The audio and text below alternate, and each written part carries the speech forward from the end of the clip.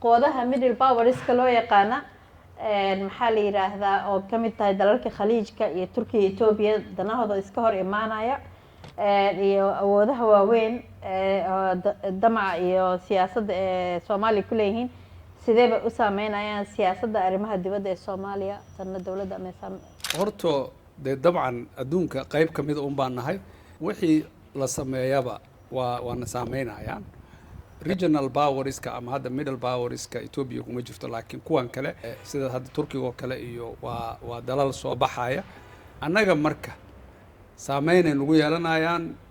mararka qaar positive mararka qaar negative mararka qaar xaalad socota oo qolo is eryanaysa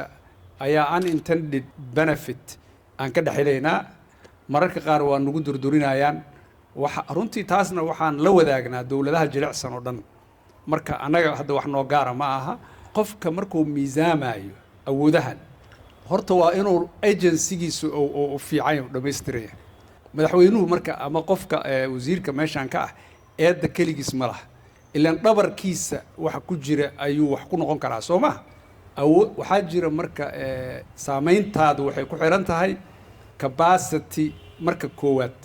waa inaad hesho access meelaha wax lagu kala goosanayo waa inaad u hesho inaad gali karto oo tegi karto capacity-gaas dawladdeena way leedahay oo waa kaarka sovereignty-ga ee dawliga waaye laakiin markaa meesha tagto laba capacity oo kala loo baahan yahay si waxaagu ay miro u dhalaan tan koowaad waa the capacity to articulate waxan aad rabto oo aad meeshii markaad tagto horta waxaaga inay ku maabgaraysan yihiin waxaad rabtana aad sheega karto waa ayadana waa tan labaad tan saddexaad waxa waaye haddii waxaaga lagaa yeeli waayo capacity to sanction alda haddii lagaa waayo oo lagaa yeeli waayo waa inaad waxaad ku goodi karta haystaa leverage aad haystaa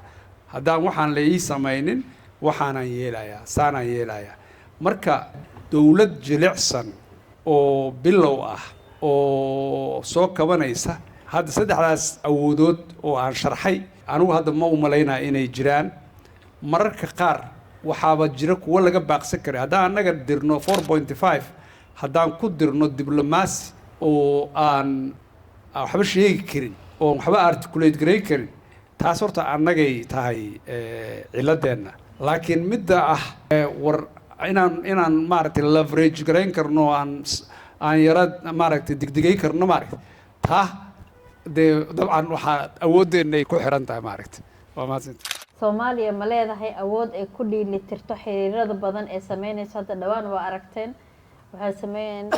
maxaa la heshiisyo difaaceed oo badan ilaa Azerbaijan ilaa dalal badan Pakistan arkeen dalal badan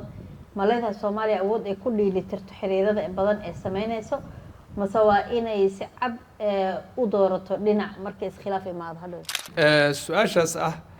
ma dhinaca iska daba galnaa oo taqliidsanaa oo aan daba taagnaanaa mase waa balance garaynaa ani horto ma runtii ma hayo xiriir haddaan I would love inaan akhriyo maaragtay heshiisyadaas la galay markaasaan wax ka dhihi lahaa maadaama aanan akhrin marka sidoodaan u daynayaa laakiin waxaan rabaa inaan hal shay ka yiraahdo waa in